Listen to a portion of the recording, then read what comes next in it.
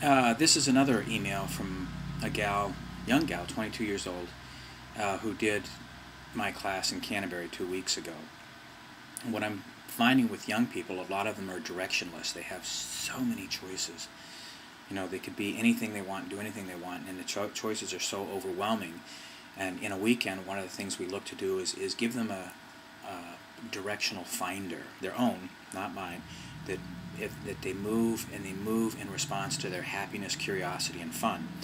And it usually leads them to living a much more magnificent life. But I ask, what's different all the time? Because I know that you can't stay the same. I say to people, are you the same or different? I'm the same. And I say, well, you can't be. Think about it. I'm like, oh yeah, blood is, changed. And so you can't stay the same. So here it says, what's different? I feel more relaxed. I have been laughing a lot lately.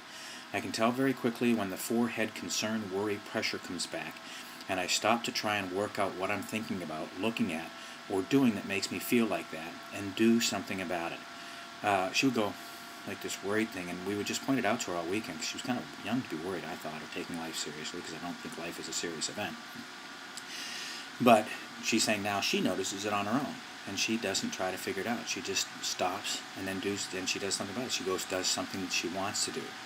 I'm okay with being between jobs and not having a base. Before was a base of worry. The whole thing was a worry. I have booked myself onto courses like first aid, lifeguarding, and sailing that I've always wanted to do in the meantime, waiting for interviews, and I'm looking forward to that. The first thing my mom said to me when I got home last Saturday after a fun conversation about nothing in particular was, "I'm so glad you're happy." And that week I went back into my old work for references and was told by various people how relaxed and happy I looked. So other people are noticing the differences. I hear that quite frequently, and it's very gratifying. My second course I ever did in England, a mom came in with her daughter who had done the weekend.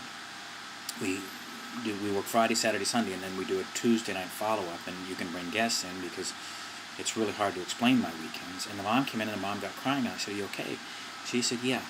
She said, "My little girl's happy." Now, her little girl was in her 30s, and she said, "It's been a long time since I've seen her happy. I'm just so pleased that she's happy," to the point of emotional overwhelm. What she's saying is that people are noticing how different, relaxed, and happiness she looks. My eyebrows are much more aligned, and my skin is smoother and clearer. I have bursts of great enthusiasm and energy. And this is a young kid who's had all that kind of beat out of her by life. If there is conflict in your life, you'll see asymmetry in the face. It's reflected on the face. What she's saying is there's more symmetry in the face. There's more ease in her system, less conflict, and now great bursts of enthusiasm and energy, which I think is part of life. I like it. It's what moves life. I'll be right back with this one. I'm at 3 minutes, and so I'm going to pause this, or I'm going to stop this and read this letter because I think it's worthwhile.